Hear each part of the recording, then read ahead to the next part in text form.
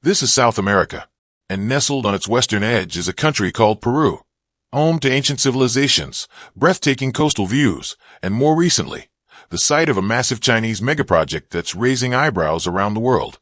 China didn't just show up here as a curious tourist, snapping photos of Machu Picchu. It arrived the way it usually does, backed by billions of dollars, dredging ships, and heavy equipment. Off the coast near the capital, Lima, a once quiet shore erupted with activity as ships began scooping millions of tons of sand from the ocean floor. And in classic Chinese style, there was a tunnel too. After all, what's a Chinese infrastructure project without a tunnel drilled straight through rock? So what's this all about? In short, China is building a direct gateway into South America, one that could bypass traditional routes, speed up trade, and challenge the current balance of global logistics. But to really understand why this matters, let's step back and look at the bigger picture. At the dawn of the 21st century, trade between South America and China was more of a footnote than a headline. In the year 2000, China exported about $8.5 billion worth of goods to countries like Brazil, Chile, Argentina, and Peru. In return, those nations sent just $3.9 billion worth of goods to China. At the time, less than 2% of Latin America's exports were going to China. Fast forward to the 2020s, and the picture looks very different. Between 2000 and 2008, trade between China and Latin America grew at a staggering average rate of 31% per year. By 2021, the total trade volume between the two had skyrocketed to an unprecedented $450 billion. And by 2022, those numbers had climbed even higher. China was importing nearly $200 billion worth of goods from South America, everything from soybeans and meat to copper and oil. In return, Latin American countries were buying over $33 billion worth of Chinese goods. According to the Economic Commission for Latin America, between 2010 and 2022, South America supplied almost one-third of China's total food imports. The region also played a critical role in feeding China's massive industrial machine with oil, cooking oil, and essential minerals. But one export stood out above the rest: lithium.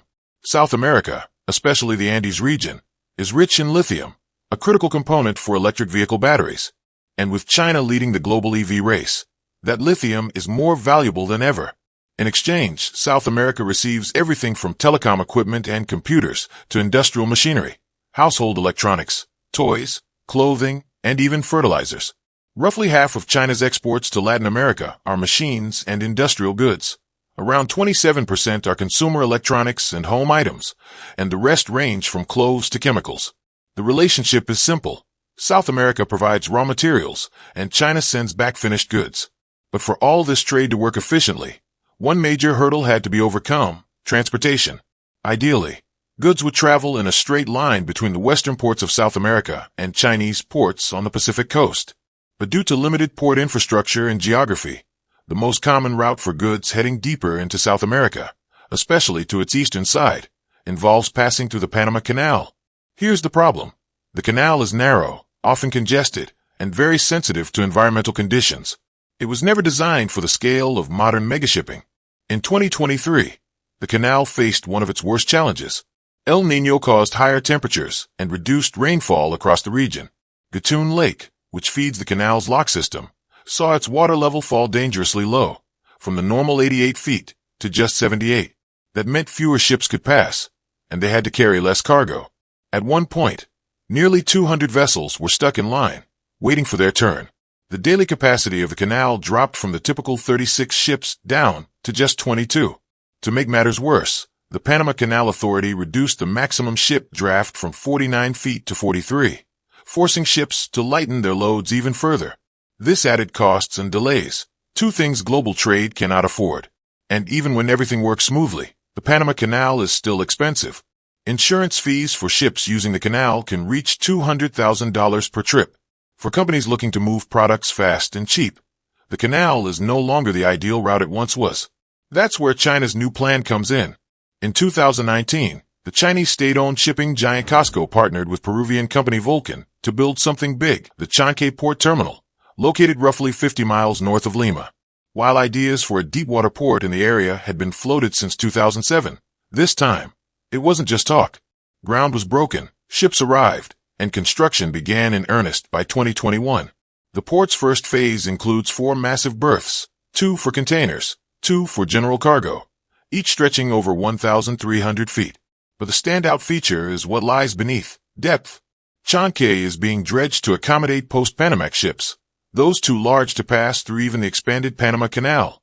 With a maximum depth of 58 feet, Chank will become the first port on South America's west coast capable of receiving megaships, carrying up to 18,000 containers. For comparison, the old Panamax standard fits ships with a 41-foot draft, while Neo-Panamax vessels can go up to 50 feet. Anything larger is out of bounds for the canal. Chank changes that. And yes, there's a tunnel, just over a mile long, connecting the port directly to Peru's Pan-American Highway.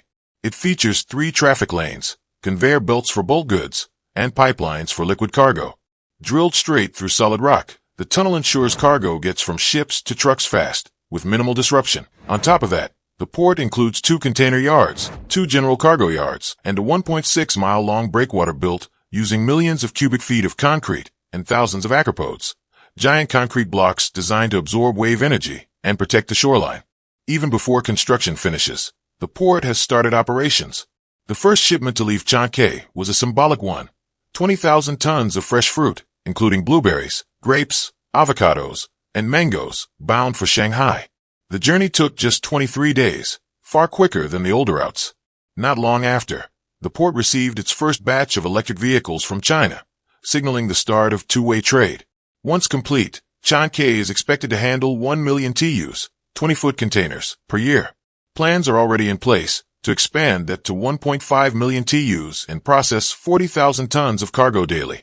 Shipping time between Asia and South America could drop by nearly 2 weeks.